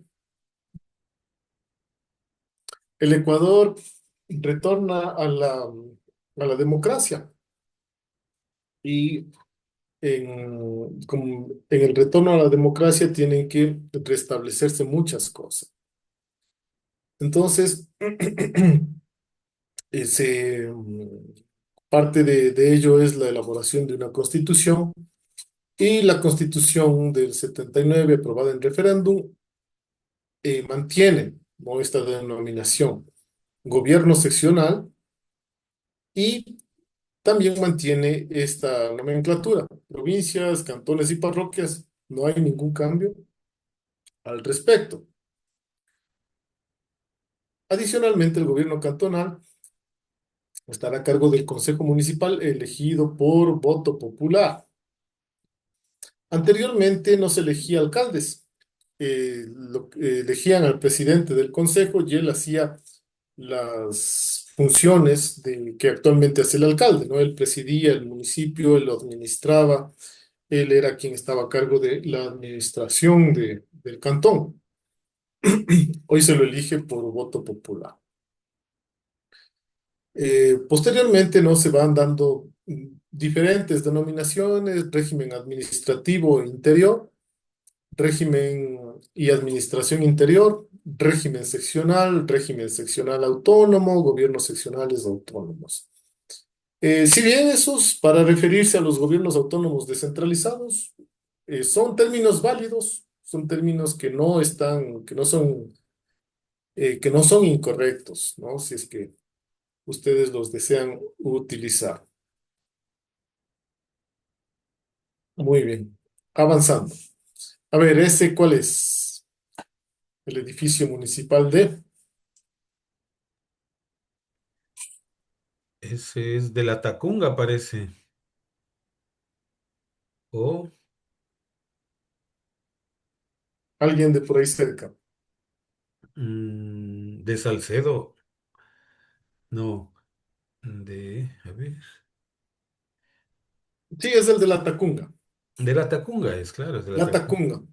La Tacunga. Entonces, hay edificios sumamente antiguos, ¿no? Porque como vemos, el municipio tiene bastante antigüedad y han quedado, para dar fe de ello, ¿no?, han quedado muchos de estos palacios lindísimos que tenemos todavía, ¿no? Ayúdeme, por favor, alguien leyendo la diapositiva. El Cantón. Equivocaciones semánticas 1979, 1998, 2008. Se confunde al Consejo, órgano titular de la facultad normativa, con el gobierno local, la institución. Cantón, espacio territorial. El territorio de cada cantón comprende parroquias urbanas, cuyo conjunto constituye una ciudad y parroquias rurales. Municipio, es la institución que integra por la población asentada en un territorio, es titular de una serie de competencias que le permiten crear condiciones que facilitan la vida en comunidad. Es el ente jurídico que personifica al gobierno local. Nace como consecuencia de la creación del cantón. Muchas gracias. Bueno, hablando de semántica, o sea, del uso de términos, encontramos que todavía se mantiene bastante esto en la población, ¿no? Alguien que no trabaja en el municipio, todavía le cuesta entender, ¿no? O mejor dicho, no tiene claro cómo mismo es la película, ¿no? ¿Qué qué es el consejo y quiénes lo integran, qué es el alcalde que al mismo tiempo, que al mismo tiempo preside el consejo, a la vez es el alcalde, qué hacen los concejales, cuáles son las facultades del consejo y todo esto. Entonces, eh, fruto de todo estas diferentes semánticas, de estos diferentes usos de términos, también han aportado a eso, ¿no? Bueno, ustedes que ya han tenido experiencia trabajando ahí, tienen clara la película, pero alguien que mm, no distingue exactamente, o sea, asume que hay concejales, asume que, incluso hay personas que asumen que los concejales hacen obras, ¿no? Antes las hacían, ahora no hacen obras, ahora legislan, fiscalizan. Entonces, eso ha dado bastante pie a que no se tenga muy claro qué mismo es cada uno y de qué se trata cada cosa, ¿no? El cantón queda como el espacio territorial. El territorio de cada cantón comprende parroquias urbanas cuyo conjunto constituye una ciudad. Las ciudades se constituyen de parroquias urbanas y el resto son parroquias rurales y todo el conjunto conforma el cantón. Municipio es la institución que, integrada por la población asentada en un territorio, es titular de una serie de competencias que permiten crear condiciones que facilitan la vida en comunidad. Entonces, este municipio es la institución. En otros lugares, me parece que no recuerdo si es Perú o eh, ¿cómo es? O Bolivia, eh, en lugar de llamarles como aquí, ¿no? Cantón o provincia, los llaman municipios, ¿no? El municipio de tal, el municipio de cual. Es titular de una serie de competencias, ¿no? Que tienen como fin crear condiciones que facilitan la vida en comunidad. Es el ente jurídico que personifica al gobierno local. La institución es el municipio. Nace como consecuencia de la creación del cantón. Muy bien, este sí dan de conocer todos. ¿Cuál es?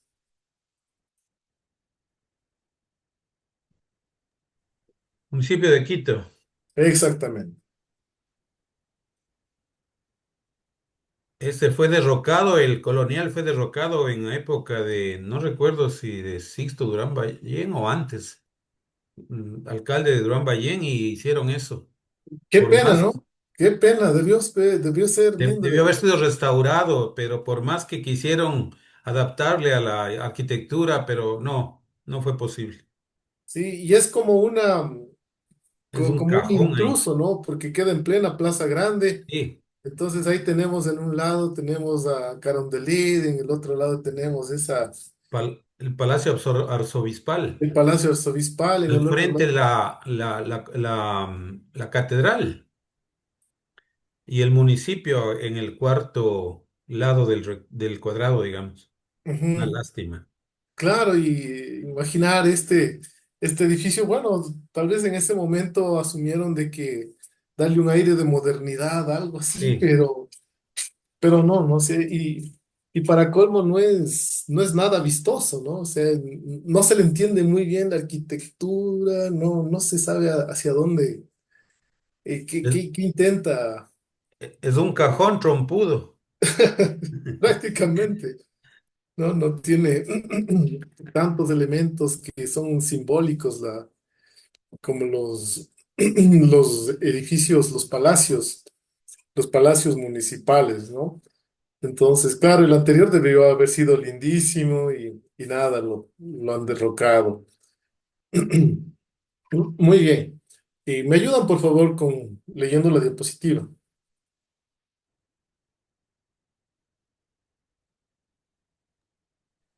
El cantón, la municipalidad puede entenderse como las instalaciones físicas, el espacio administrativo en el que funciona el gobierno.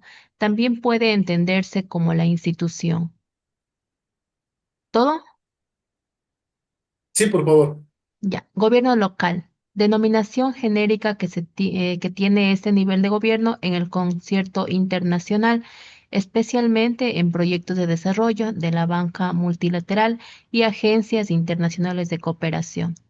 Autonomía municipal, capacidad de autogobierno. La Constitución del 2008 reconoce la autonomía en tres dimensiones: política, administrativa y financiera. El COTAD, en el artículo 5, prescribe que comprende el derecho de la capacidad efectiva para regirse mediante normas y órganos de gobierno propios bajo su responsabilidad, sin intervención de otro nivel de gobierno y en beneficio de sus habitantes. Muchas gracias. Bueno, aquí el autor nos hace algunas aclaraciones, algunas puntualizaciones respecto del uso de los términos, ¿no? Municipalidad nos explica que es la institución, ¿no? Las instancias físicas, el edificio, la maquinaria administrativa que en este edificio funciona, ¿no? Y sí, dice, es netamente la institución. Gobierno local, aquí sí ya hay, este término es de uso internacional, los organismos de cooperación, organismos multilaterales, eh, tienen ya, por unanimidad, utilizan, ¿no?, el gobierno local para referirse a estos niveles de gobierno, a los subniveles de gobierno, podríamos decir, ¿no? Porque provincias, cantones, parroquias no es en todos los países, cada país tiene diferentes denominaciones. Sin embargo, todos caben dentro de este término que es el gobierno local. La autonomía municipal, que es esencial, que es la capacidad de autogobernarse, de tomar las decisiones propias sin influencia, sin dominio, sin autoridad superior sobre ellas, ¿no? Más que la ley. La Constitución del 2008 en términos de la autonomía es bastante clara y detallada, ya que reconoce, trae la autonomía a nivel de tres esferas, en el sentido de la autonomía política, de que cada municipio tiene sus autoridades de elección popular, no son puestas desde instancias superiores, desde la prefectura, desde el gobierno nacional, desde la gobernación, sino que son electas por los propios habitantes, ¿no? Y ejercen el gobierno en esa circunscripción. Ah, ¿Qué más? Administrativa, en el sentido de autonomía administrativa, de que el municipio tiene la autonomía, ¿no?, o la capacidad de llevar sus propias formas de administración, ¿no? La forma de ordenarse, cómo va a ser su funcionamiento, y todo eso, toda la ingeniería administrativa la decide el propio municipio, ¿no? No le viene impuesta desde arriba. El municipio decide si funciona con direcciones, si funciona con departamentos, si funciona con unidades. Eh, toda esa ingeniería administrativa, el municipio tiene libertad de decidirla. El municipio decide si se desconcentra en unidades parroquiales o todo funciona dentro de un solo municipio.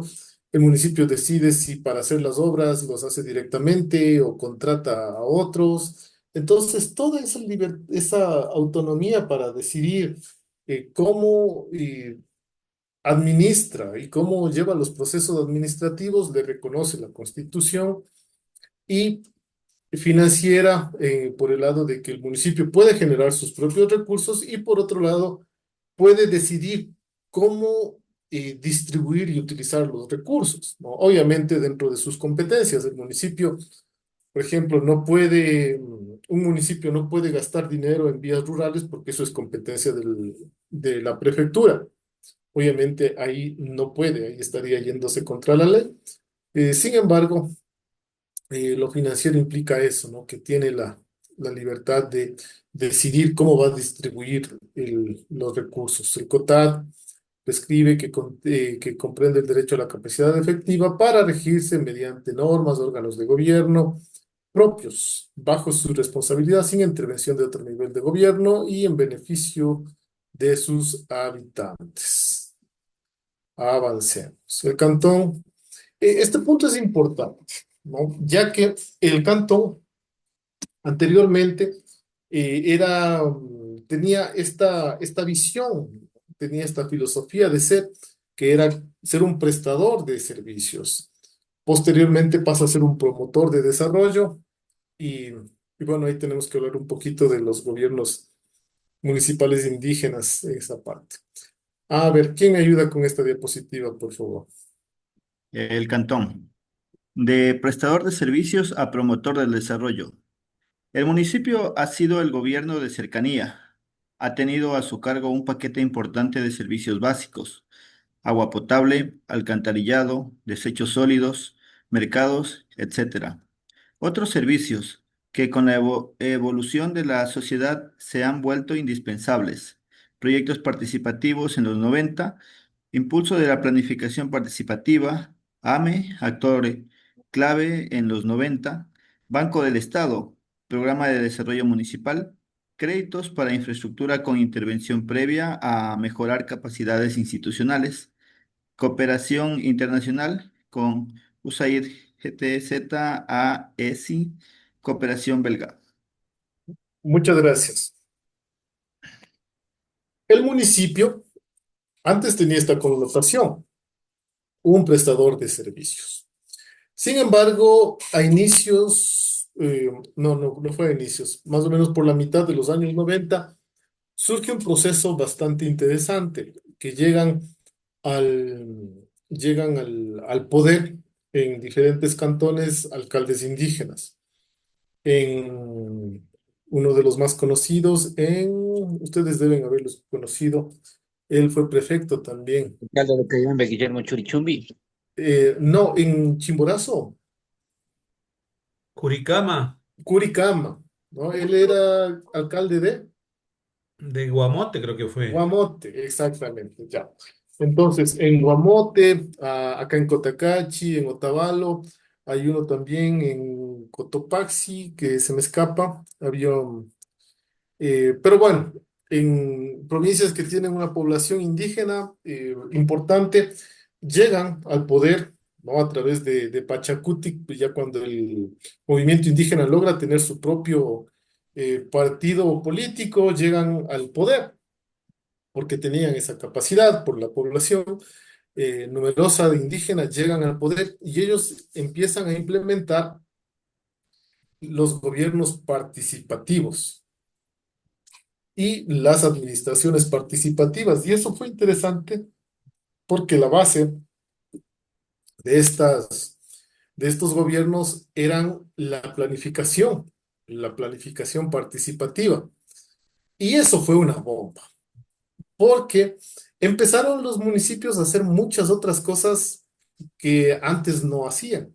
La ley no les daba restricción en cuanto a las cosas que podían hacer. Entonces, estos municipios empezaron a conseguir recursos internacionales para implementar proyectos, infraestructura y una serie de cosas, a la vez que activaron a la sociedad al convocarla para que participe, para tomar decisiones, para ponerse de acuerdo en cuanto al plan, a los objetivos de cantón que tenían. Entonces, eso fue una cosa espléndida, o sea, realmente fueron momentos gloriosos que vivieron estos municipios, ¿no? Los alcances que tuvieron se hicieron famosísimos, incluso eran casos de estudio de grandes académicos del continente, ¿no? Por ejemplo, acá, al caso de Cotacachi, vino Boaventura de Sousa, ¿no? Que es uno de los teóricos más importantes de este continente. Y todo fue una cosa así muy, muy, muy impactante, muy interesante, porque estos alcaldes indígenas eh, venían de esta tradición de participación de las comunidades, ¿no? Las comunidades, las decisiones se toman en asambleas. En las comunidades tienen esa, ese ese sistema de toma de decisiones, ¿no? Que es más democrático, que permite a todos opinar. Entonces ellos empiezan a implementar en los cantones estos modelos, ¿no? Basados en participación comunitaria y también basados en algunas herramientas técnicas que les venían desde organismos internacionales de cooperación y empiezan a tener resultados excelentes y también en ese tiempo los recursos que se destinaban para procesos participativos eran enormes. Eso ayudó también mucho. Entonces estos municipios hicieron muchísimas cosas y eran un ejemplo a seguir en todo el Ecuador.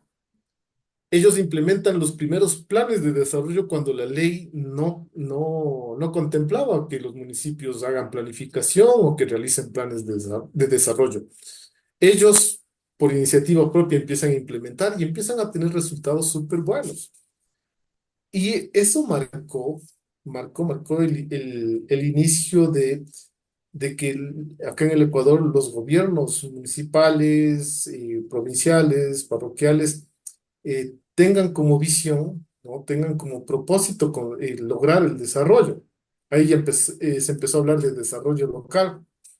Era la palabra de moda el desarrollo local en ese tiempo, instituciones como la Flaxo, que mucho movían el tema de desarrollo local, tuvieron mucho auge, mucha presencia. Entonces, fue un proceso bastante dinámico y alegre de desarrollo que surgió a raíz de eso.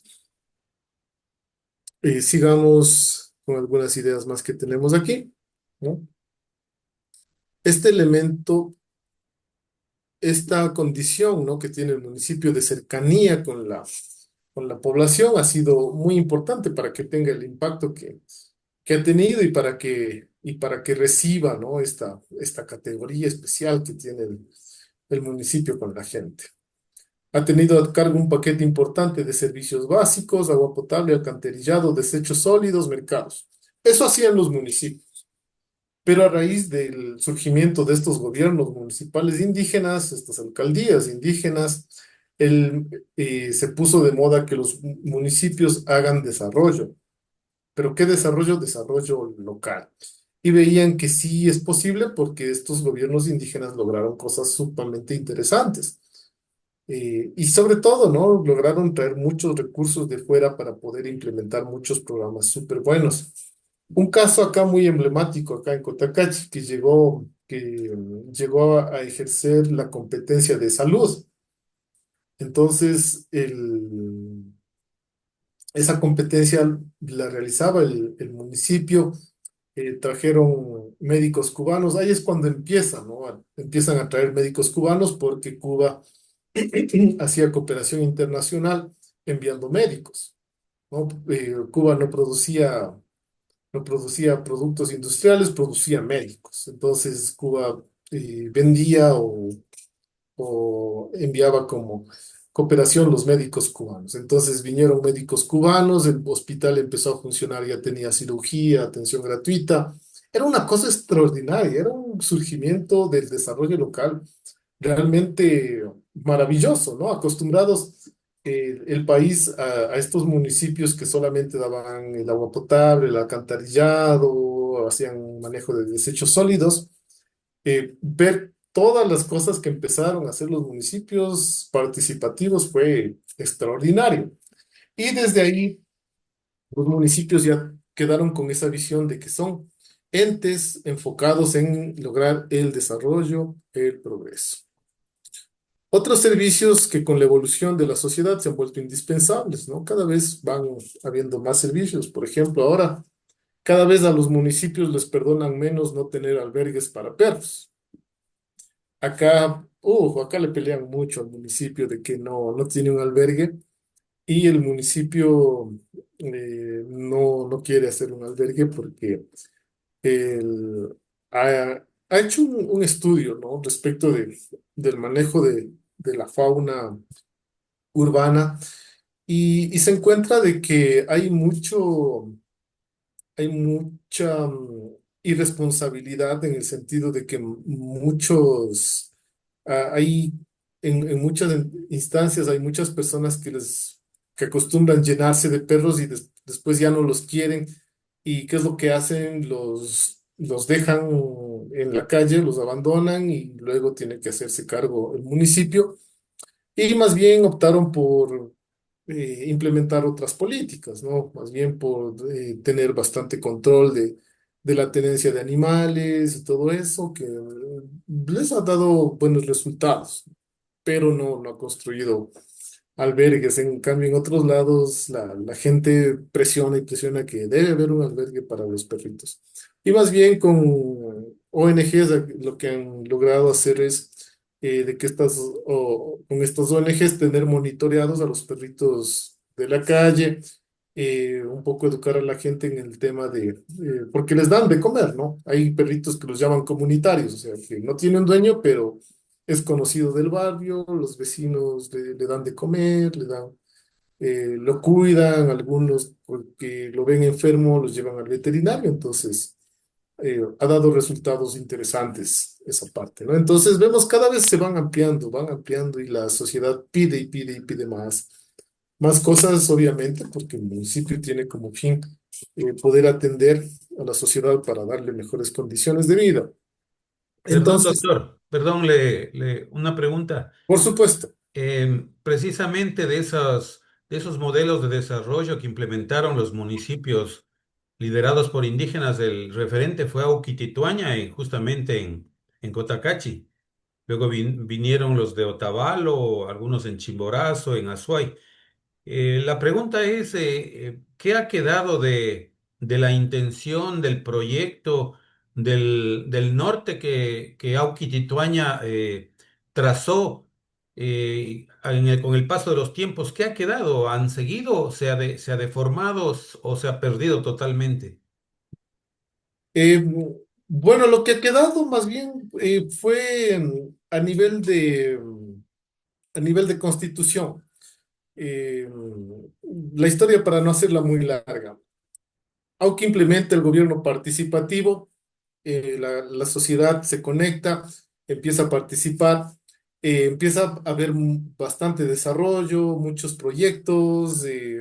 Sin embargo, como la sociedad empieza a ejercer liderazgo, al alcalde ya no le gustó, porque ya la gente como también empieza a desarrollar conocimiento técnico, ya también le puede contradecir o demandar otras cosas, ¿no? Entonces, él abandona el proyecto participativo más o menos a los 10 años, él abandona el proyecto. Sin embargo, las entidades, las organizaciones que estaban involucradas lo mantuvieron el proyecto y más bien la siguiente instancia que procedió es como ya vino la Constitución del 2008, fue aportar al modelo actual de participación, el presupuesto participativo, todo La todo consulta previa y todo eso. exacto, el mecanismo de planificación participativa y todo eso. Entonces, es todo esto que se generó, ¿no? En Cotacachi y en otros lugares, todo esto luego se orientó hacia la Constitución y fue tomado y prácticamente eso es lo que tenemos ahora como participación obligatoria en los GATS, ¿no? Que tienen que hacer asambleas del presupuesto, que tienen que hacer rendiciones de cuentas y todo eso. Si bien a Cotacachi, en el caso específico, le sirvió en ese entonces para generar proyectos, para activar la ciudadanía, lo que dejó bueno es de que la ciudadanía quedó organizada. Entonces, el nivel de organización acá en Cotacachi es bastante bueno. Las organizaciones con su autonomía trabajan muchos temas importantes. Hay unas que trabajan en género, otras trabajan en producción. Eh, las mujeres indígenas trabajan en muchos campos, consiguiendo muchos recursos importantes en el exterior. Entonces, lo que quedó, a mi Se parecer, es mantiene eso, el modelo, ¿no? Se mantiene el ¿sí? modelo de fondo entonces. Y sobre todo la organización, o sea, la gente se metió en la participación, le gustó, vio que podía conseguir recursos para implementarlos en cultura, en producción Emprendimiento, agrícola. producción. Exacto, exacto. Entonces, Eso me parece que fue lo bueno. Y lo otro que ya un poco más global, que no solamente fue por Cotacachi, sino por los otros también que desarrollaron proyectos participativos, es lo que la Constitución recogió, ¿no? Para la participación. Gracias, doctor. Gracias por el comentario también. Y bueno, ya hemos llegado ya a la hora de finalizar. Todavía nos queda un poquito de ir revisando, lo iremos revisando en las posteriores sesiones. Entonces, ya para mañana ya poder trabajar con ustedes, ya ir avanzando en lo que nos hemos planteado, es necesario que para mañana traigan algunas ideas con las cuales vamos a trabajar en cuanto a qué, al tema de investigación.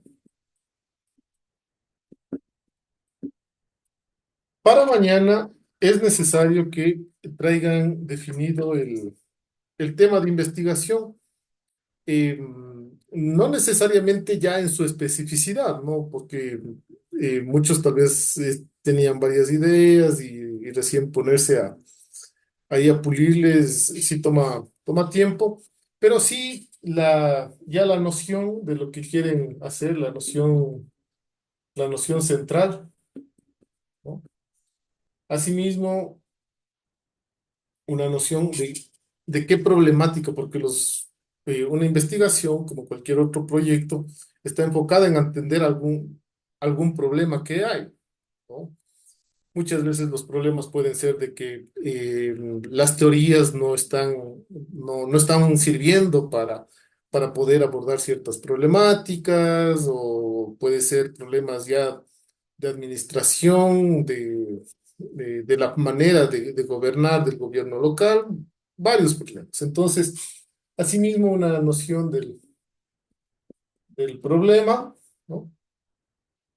Y con eso, el día de mañana ya empezamos a trabajar el contenido que queremos ir generando. Ya vamos, el día de mañana yo les explico ya cómo ir desarrollando los diferentes componentes y vamos a dedicarle a eso. Y además ya de ir revisando ya las lecturas que tenemos que realizar. Para mañana no les envío lectura porque como hoy es la primera clase y todo, entonces no se les va a hacer complicado y no quiero que lean así al vuelo o- y que no entiendan nada. Entonces más bien eh, enfóquense en esto, tener lo más claro posible las nociones del trabajo de investigación que quieren hacer, y con eso ya mañana empezar ya a desarrollar eso netamente. Y bueno, ya para el trabajo ya para la semana y todo eso, el día de mañana ya les estaré indicando. Entonces, no se olviden, mañana 7 de la mañana, una sola jornada con un receso a las 11. Eso es, entonces, muchas gracias por su atención y que tengan una excelente tarde. Igualmente, doctor. Hasta mañana. Hasta mañana. Hasta mañana, gracias, Hasta Inge. mañana. Hasta mañana, doctor. Hasta mañana. Hasta mañana, Hasta doctor. mañana. Hasta mañana.